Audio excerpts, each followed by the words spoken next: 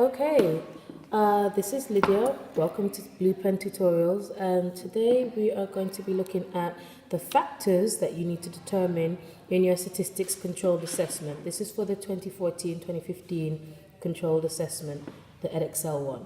So, let's begin. The first of the three topics that EdXL discusses are journeys. So we're going to look at the factors for journeys. So, this is either to or from work and school. So you have, first of all, in all of these, you have some of the more straightforward factors that most people will think about, and then you have the more offbeat ones. You want to consider the more offbeat ones when designing your hypotheses, because this is where you can really get a lot of good analytical marks. So the first quite simple one is the distance between your home and either your work and school. The next one is the method of travel that you choose. So that's like bus, train, tube, etc. The next one is the kind of traffic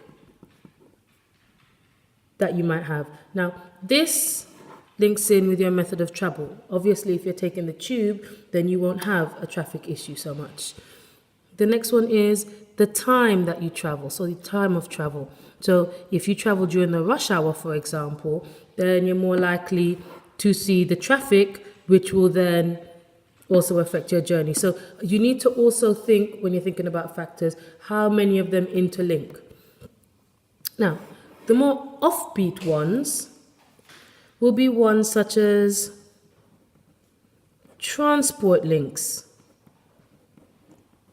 either at your house or at your home and school. So for instance, if your school is in the middle of nowhere, then it doesn't matter if it's close, because it's going to be difficult to get to. Whereas something that's further away, it might just be one tube journey, making it rather straightforward to get to. Another example is family size. So for example, if you have a big family, there's a possibility that your parents, the parents, might have invested in a car to travel everyone around, in which case maybe you're more likely that might have an effect on the method of travel. Another example is family income. Now, family income, you have to be very careful with topics like this. So factors like these, first of all, they're harder to measure, and they're also sensitive. So it's going to be very difficult if you're asking, for instance, another student what their family income is, that A, they will know in great detail, or B, that they'll be willing to share it in great detail. So this is something that you might need to consider, that you might need to accept that it isn't going to be a measurable target. Another example is the type of school. So the type of school is going to be very important, because if you went to, say, for instance, a very strict private school that required you to be in on time, well, all schools require you to be in on time, but went very heavy on the punishment of lateness, then that's going to affect how you plan your journeys more so than, say, a more relaxed alternative education center. I mean, you have to put aside political correctness sometimes when you're thinking about these factors, because all of these things are important and all of these things do have an effect. And the more you look at the more offbeat ones, the more you have a chance of increasing your mark. So this is journeys. Let's take another piece of paper. Now let's talk about the next topic, which is climate. So for climate, we have again some more straightforward ones, such as the time of year. So obviously, climate is a seasonal thing, so the climate in summer is going to be very different from the climate in winter. The country, here we see the climate in Jamaica is going to be very different from the climate in the UK. The city you're in, so for instance, that also will have dependency on the country. So for instance, in a big country such as France, the north of France will be considerably different from the south of France. Whereas in a smaller country, this might not be so much of an issue. So you need to again look at the interdependencies of factors. Another example is the landscape. So if it's a mountainous or hilly region, then you're more likely to get relief rain once it comes over the mountains. So there's the mountains, there's the clouds. Once it comes over the mountains, I mean, I'm not a geography teacher, but relief rain is more likely. So obviously the landscape and the topography will have an effect on the climate. Once again, we're going to come under here and we're going to have a look at some stuff that's a bit more off the beaten path. So one example of this is the lunar cycle. I'm going to stop here and just say, when you choose your factors, they don't have to be known, proven factors. As long as you can argue a reason why you think this has an effect, then that's something you can. The point of this assessment is for you to investigate the effects. So you don't have to have predetermined knowledge of what the effects are. Otherwise, the investigation is a bit pointless. So lunar cycle, we know that those affects tides. So the cycle of the moon obviously affects the tides. So you can then argue with that, well, if it already has an effect on water in that manner, then maybe it has an effect on the climate. And that's something you can then say, I want to investigate. Another example is pollution. So we know that with global warming, we know that pollution has an effect on the ozone layer, which then has an effect on global warming, which then has an effect on the climate, i.e. everything gets much hotter. Obviously, this is an oversimplification, but we can see that there's an effect there. So you can then say, I want to look at every time a new large-scale industrial place is open, and I want to compare that to the climate in the months before and after that large-scale industrial site is open. That's something that you can do. Another example, off the beaten track example, is policy.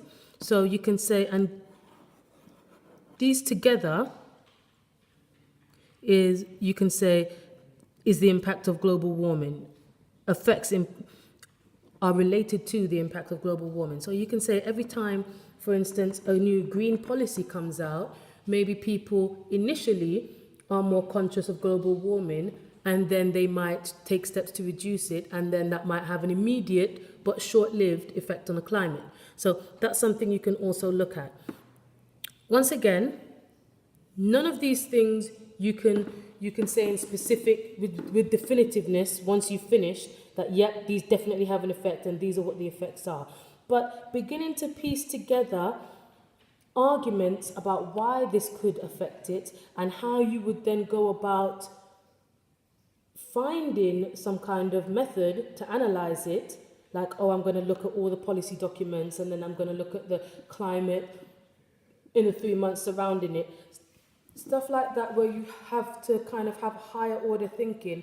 These are going to greatly improve your marks than if you say, I'm going to compare the time of the year against the climate, because you kind of know what you're going to expect. There's only so much analysis you can do with that. Whereas the more off the beaten track factors, they are a lot more interdependent. So there's a lot more scope for you to go with it. There's a lot more scope for you to have control groups. There's a lot more scope for you to then, within the factor, then start grouping things. So you can have variables within variables. So the IQ is going to be something that's going to be difficult to quantify. However, you can say, I am going to use a proxy of the national curriculum levels in place of IQ.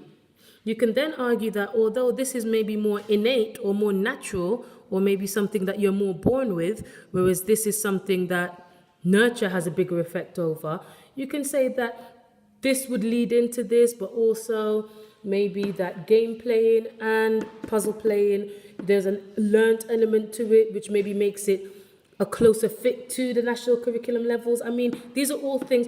Once you start opening yourself up to all the possibilities, you can make stronger arguments, more cogent arguments, more in-depth analysis that can get you better grades.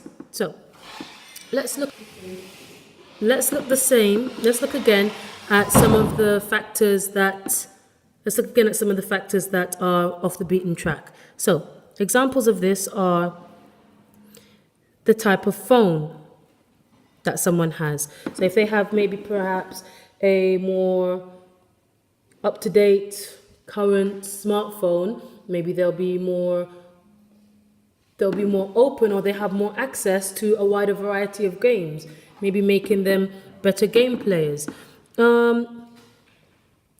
Another one could maybe be how much extracurricular activities they do. So extracurricular activities they do.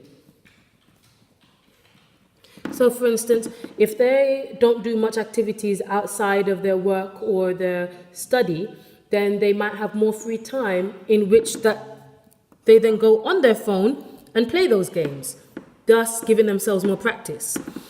Another example is whether or not they do sports, which would build up their hand-eye coordination and their dexterity.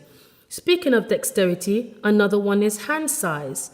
So for instance, if the game is particularly fiddly and they have big kind of clubbish hands, then it's going to be very difficult for them to properly have enough dexterity to properly manipulate the game.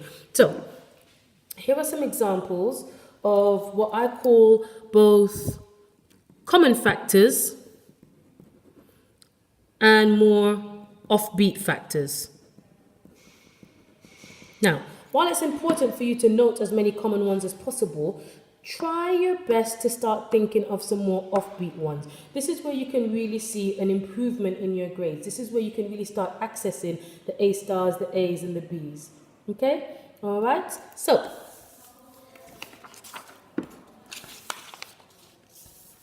once again, this is a reminder, this is a Blue Pen tutorial by Lydia, and we just covered factors in the statistics controlled assessment. All right, thanks for watching and see you next time.